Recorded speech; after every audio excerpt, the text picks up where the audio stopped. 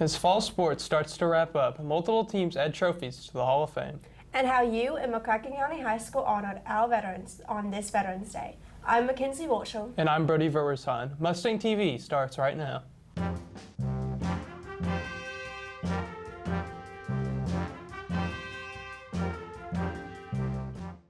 On November 11th, the country celebrated our nation's veterans. That's also true right here at McCracken County High School. Brianna Hyde joined all of us at Monday's Veterans Day ceremony and brings us not only that veteran story, but also one veteran close to her. I was thinking, what do I do with my life? And it was with that and future thoughts that I decided it was my time to serve the military.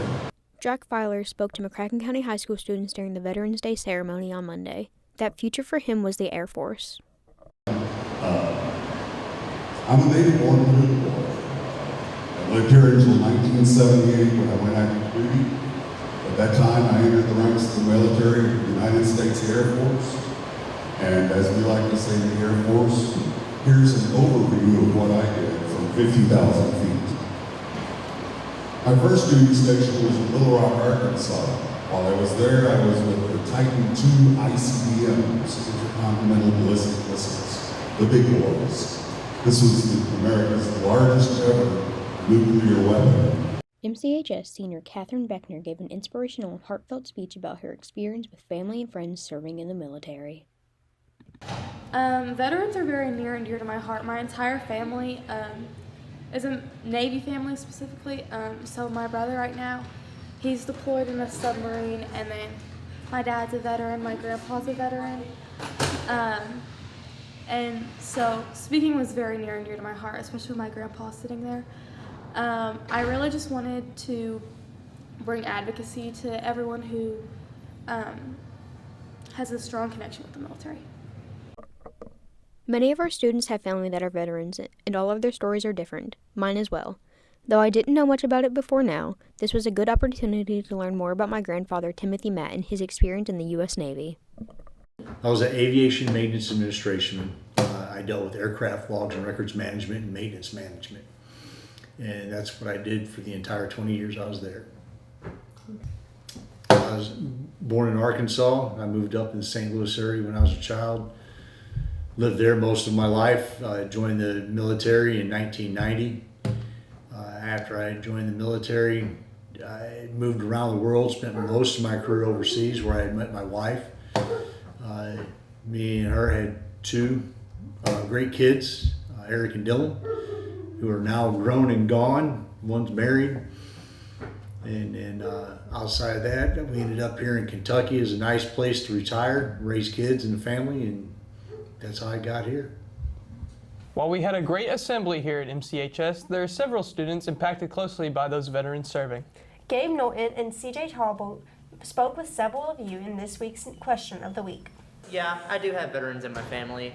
My grandpa, who unfortunately isn't around anymore, and then like my stepmom's dad. And I'm thankful for their service because like without these brave soldiers, these brave men and women who fight for our country, we wouldn't be who we are. We wouldn't have what we have. And I'm just so thankful that we have the opportunities and chances that we get in America. And it's because of those veterans that fight for us. My dad taught me a lot about respect in life, how things can change in a matter of a second. On my mom's side, my mom's dad is a veteran, and I'm thankful for him because of what he sacrificed for our country and for our freedom, because he sacrificed his growing up years where most people were living their lives of freedom than he was serving our country. My granddaddy served in the Korean War, and then my father-in-law was in the National Guard during Vietnam, and he still drives veterans to appointments and works with the American Legion a lot. So I'm around veterans all the time, and I just thank them so much for giving up their time, because I wouldn't be here teaching in this place without them. The Manatee County Library was filled with excitement and competition this week as trivia started back up. This week's theme was game shows. Starting November 11th, teachers were able to bring their classes down to participate and it filled up fast. Kenya Beasley thinks trivia is important. Like it's fun for the students and help us get out of class. In order for you to participate, one of your teachers needs to sign your class up for trivia. And if you don't get to participate this time, don't worry, as trivia occurs multiple times throughout the school year. The school now has a new homecoming king and queen. The winners were selected at the football game against Graves County. Mustang TV's Sabrina Stinson lets us know who won. At the homecoming game, the winners were announced to be Chris Shaw as homecoming king and Madeline Edwards as the homecoming queen. Chris Shaw tells us his thoughts on the win. It was very surprising because I didn't think I was going to win. I thought someone else was going to win, but when I found that I did win, I was very proud of myself, and I was very happy that I had the opportunity to represent my senior class as the homecoming king. Madeline and Chris shared similar sentiments in that their parents took pride in their homecoming achievements. Madeline was previously on homecoming courts and was excited for her win. You know, not everybody gets it, so it made me feel well, you know, Mom was really proud of me, and I was just like, oh, that's so sweet. And I definitely wasn't expecting it. The homecoming dance was 2 weeks ago in the school's cafeteria. Anyone could have gone as long as they met the requirements. Senior Chris Shaw shares his thoughts on the homecoming dance. I heard about leaving. I mean, I've never really been a fan of the dances, but they're the songs are okay. While some may have not enjoyed their time at the dance, not everyone shares those same sentiments. Freshman Ella Wagner shares that she had a good time. Yeah, it was really cool. The lights were the best part probably because they were all really cool and like shining everywhere. And like music was really loud compared to the middle school dances because like they were literally shaking the whole building. We don't yet know when homecoming will be in the winter, but keep checking social media pages and make sure to keep up with your absences and tardies. The Mustang Marching Band wrapped up a great season. They placed first at Drums at Appletime competition, but the weather led to some problems, making the band miss 3 competitions. Logan James says he felt good about the season. I feel like it was pretty good. It's definitely one of our better seasons. I feel like most of the band has improved a lot also throughout the season and made the show better with all the visuals that we added. While the season is over, the marching band is playing in the Christmas parade downtown on December 7th. The MCHS Theater Department just wrapped up their fall play, and it was another hit. Sophia Whitty and I have more on Failure a Love Story, plus what you can expect from the spring musical. It was really the people that they're definitely some of the nicest and the most giving, and also the most loud people ever.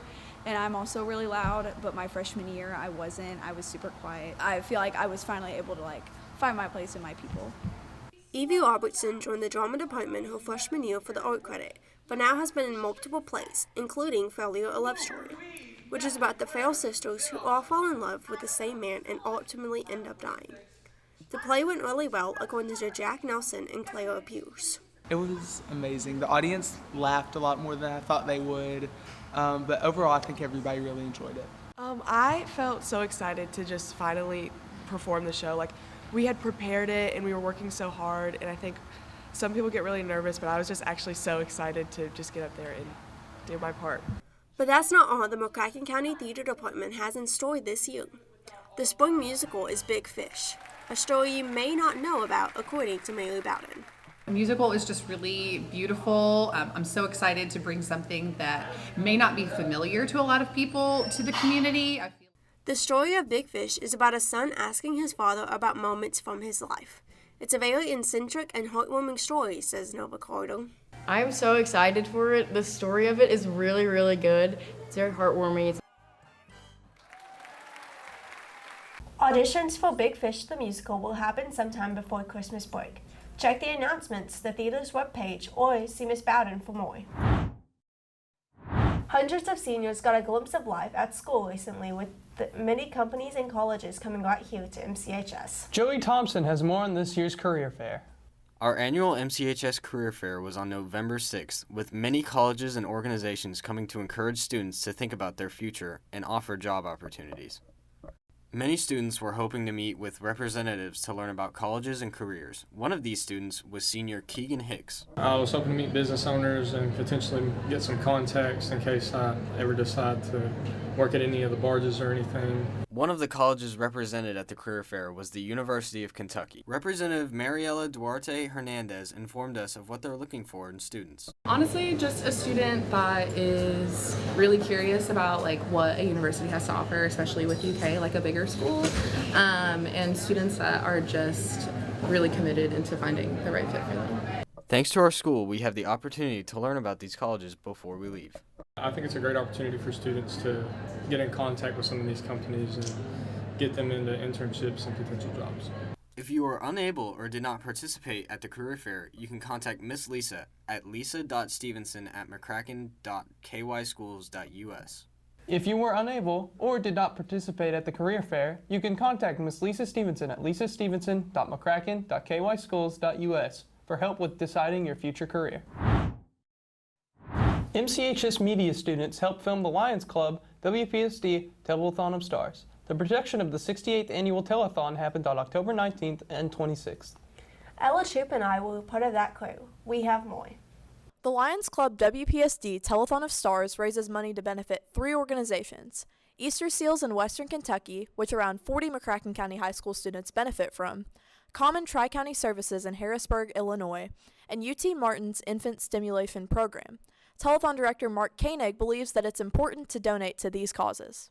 It takes millions of dollars for each center in our 4-state region to operate.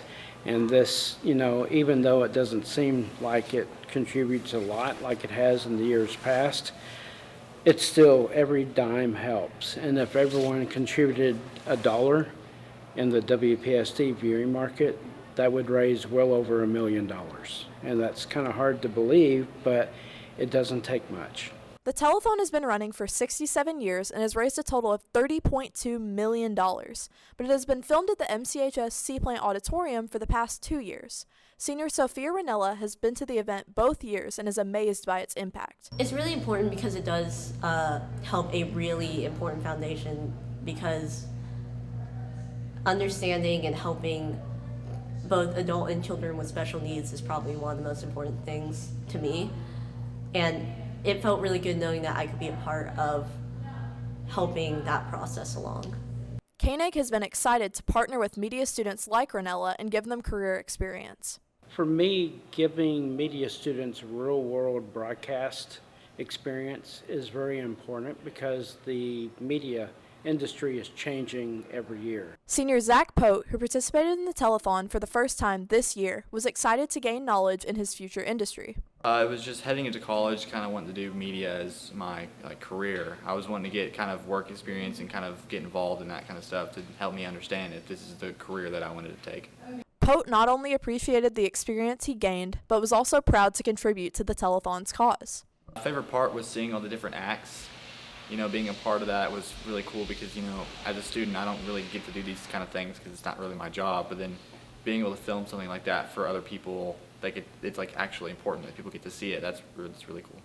Ranella, like Pote, enjoyed the behind-the-scenes contributions she made to the telethon. I had a really fun time filming the telethon last year, and it was really rewarding to see our work live on WPSD. And it was just even though we didn't watch it as a group, it was kind of like a fun little bonding experience to see all of our names in the credits and to be able to say you contributed to something bigger.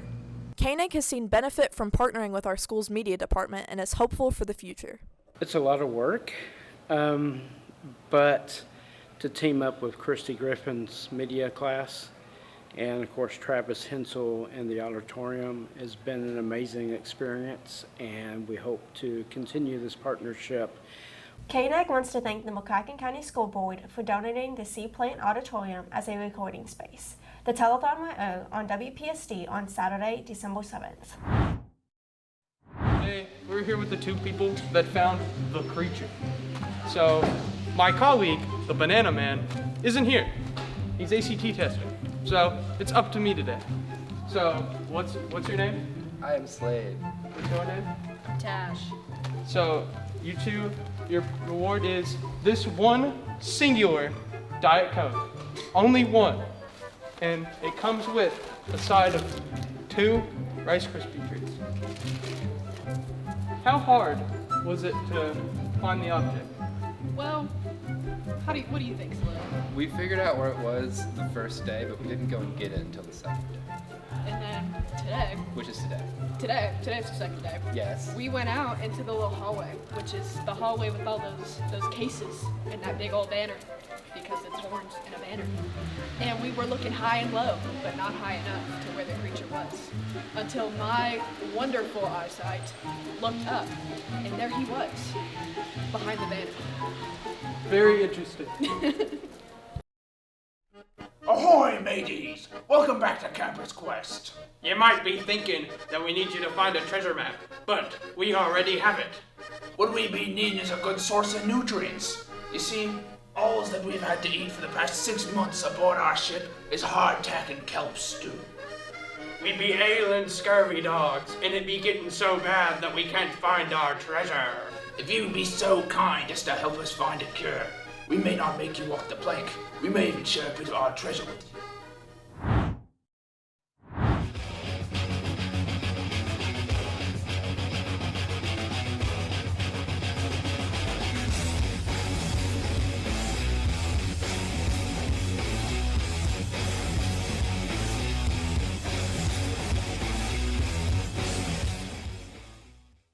State playoffs started last week for the Mustangs football team as they played Warren Central in the first round. We joined Mustang TV sports reporter Charlie Moore to go over the start of the playoffs for the team. The Mustangs started off with a 40-yard pass to Reed Brookshire for a touchdown. Then Warren Central picked up some slack, scoring a 45-yard pass to touchdown from Rahman North and attempting a 2-point conversion, which turned out no good. With Warren just behind, McCracken pushed to pull their score up, with Dawson Hayden running both a 54-yard and 29-yard touchdown, with both extra point attempts being blocked. McCracken led at halftime 20-6. When I came into the season, I had goals of breaking all the records for QB, and this is just one of the other ones that I've broken, and it was just part of the goal I had coming into this season. I feel pretty confident in our team, and I think we have a good game plan this week for the team we're playing. It's not going to be as easy as last week, but we should be able to come out with the win.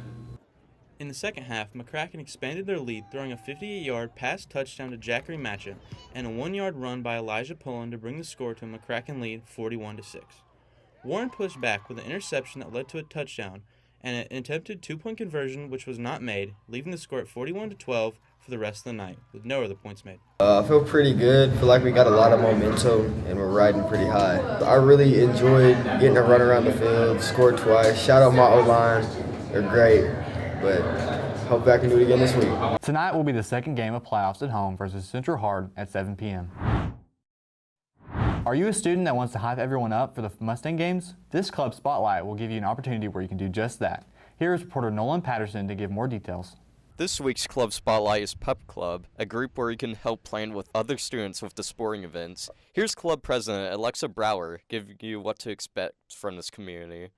That go to all the volleyball, soccer, basketball, football, baseball, basically all your sporting events, and really we're there for moral support to pump up our teams and get students to come to games.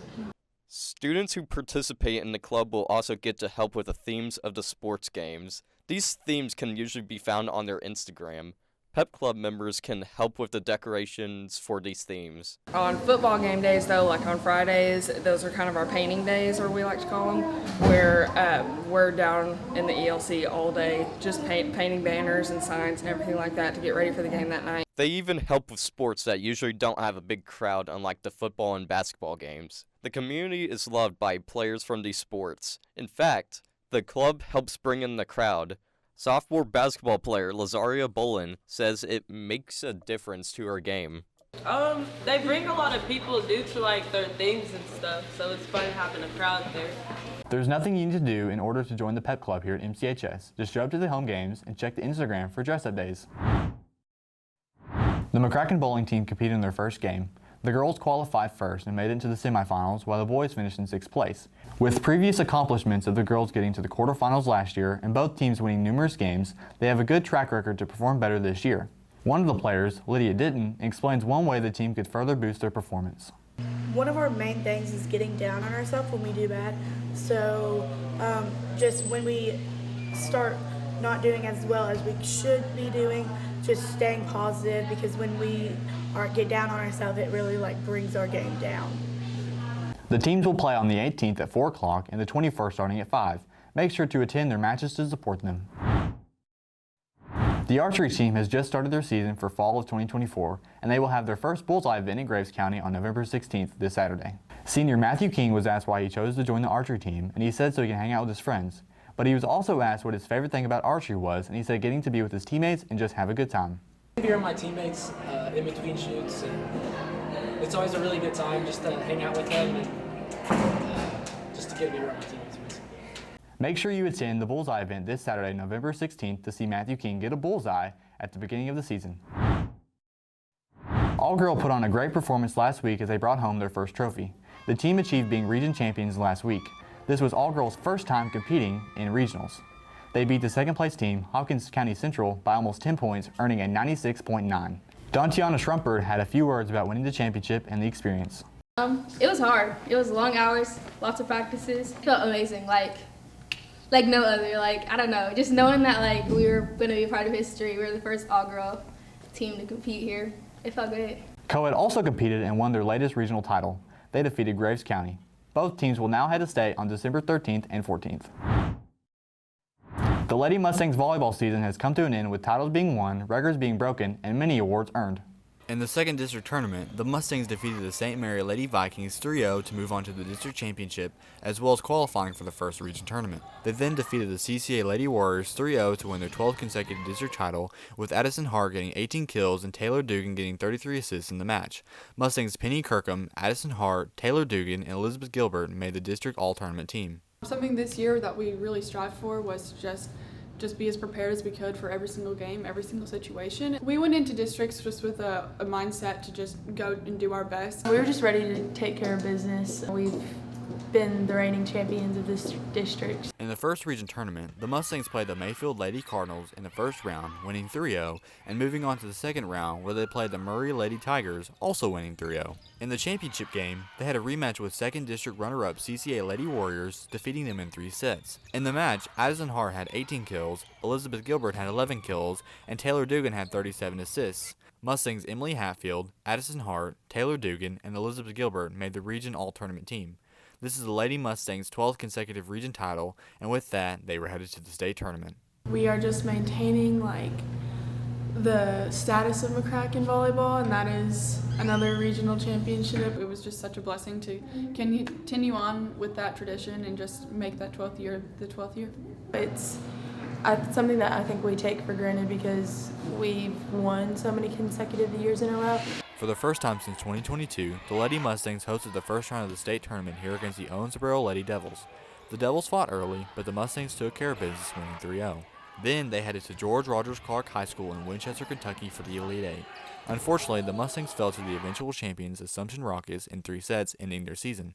Addison Hart got state all-tournament team honors. It was just super cool to be in that environment and just play with my people. Obviously, state didn't go as we planned, but we had a pretty hard draw this year. We went into that game with the mindset of just do the best we can. We've worked really hard, so it means a lot to us that we made it that far in the state tournament because it's what we worked for. While an era of dominance in the district and region continued, many records were broken and milestones were achieved throughout the season.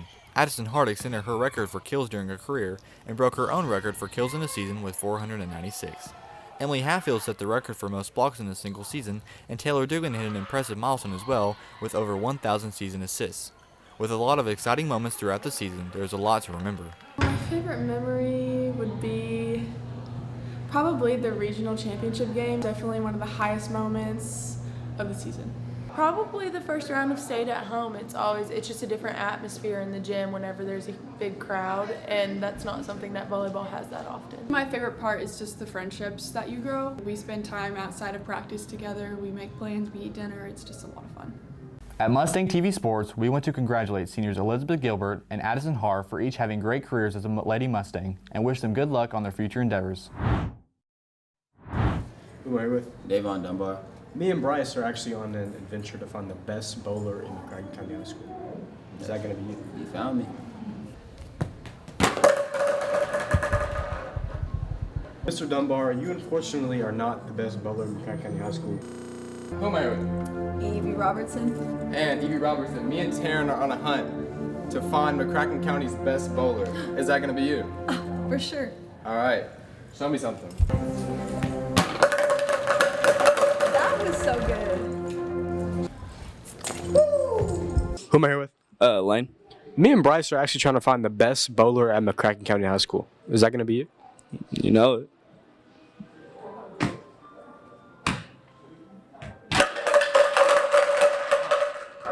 I think we found it. Thanks for joining us in another edition of Mustang TV News. And remember that we want to highlight you, so see any of the studio directing class or Miss Griffith if you're doing something great at school or in the community. I want to listen to some music. Any ideas? I don't know, but Ty Gathright found out what some of our fellow students are hearing, so let's watch and decide. Hey, what's your name? My name is Evie Robertson. Okay, and what song are you listening to? I am listening to Let Your Body Rock by Champagne. Okay, thank you. Hey, what's your name? My name is Brooke Humphrey. And what are you listening to? Oh, I'm listening to Check It Out by Nicki Minaj. Okay. Hey, what's your name? Owen Hibbs. And what are you listening to? The Worst Guys by Childish Gambino. Okay, thank you. Hey, what's your name? Hermogeny. And what are you listening to? Thank You the Fart By who? by Ice Spice. Okay, thank you.